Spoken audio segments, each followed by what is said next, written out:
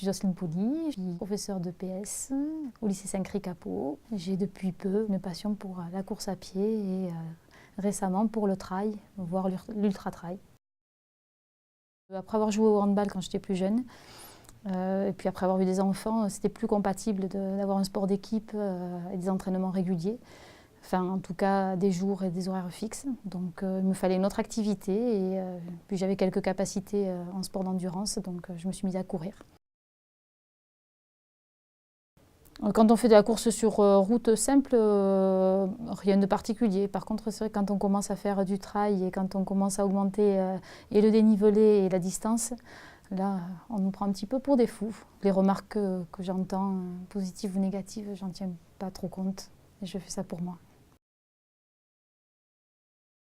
Il y a pas mal d'admiration et puis il y a aussi un petit peu, je pense, un type de compétition de la part des hommes qui ne veulent pas finir derrière une femme. Donc il y a une certaine compétition qui s'installe et qui ne me déplaît pas non plus puisque moi aussi je suis compétitrice, que ce soit avec d'autres filles ou quand il n'y a pas de filles avec des hommes, ça ne me dérange pas. Non, pas vraiment finalement, puisque c'était voilà, mes résultats suivaient des sacrifices. Pour moi, l'entraînement n'est pas un sacrifice, c'est toujours quasiment tout le temps un plaisir.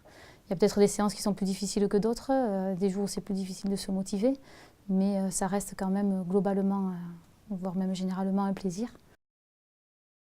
C'est vrai que c'est une des questions qu'on me pose. Mais pourquoi autant et après quoi? Je ne sais pas. Je pense que c'est plus courir après enfin, voir jusqu'où on peut aller. Voilà. Ça ne me fait rien, ça me paraît assez logique. Et je me dis que aussi forte et si rapide, je ne sais pas, mais je sais qu'il y en a aussi beaucoup qui sont derrière moi. C'est comme ça, moi ça me paraît logique logique et en tout cas c'est comme ça que les performances physiques et les capacités physiques d'une femme sont en deçà de celles d'un homme, du même niveau. Je sais que en tout cas les manifestations qui sont proposées uniquement à des femmes amènent beaucoup plus de femmes vers la pratique. Alors peut-être que toutes les femmes ne sont pas prêtes à concourir ou à faire de la compétition ou de la pratique sportive avec des hommes.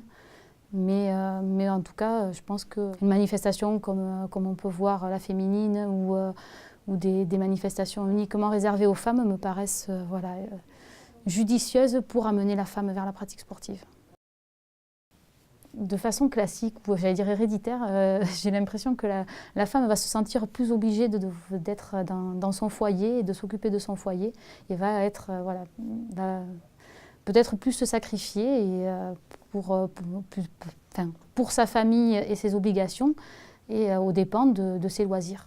Moi, ce qui me tient à cœur, c'est, de même dans mon travail et au quotidien, c'est que les femmes osent justement mettre un maillot et un short le week-end pour aller courir ou sauter ou grimper, mais que cette pratique ne soit pas exclusivement masculine, mais que la parité soit dans les sentiments des femmes, de se dire qu'elles ont autant le droit que leur mari de pratiquer le week-end si elles en ont envie.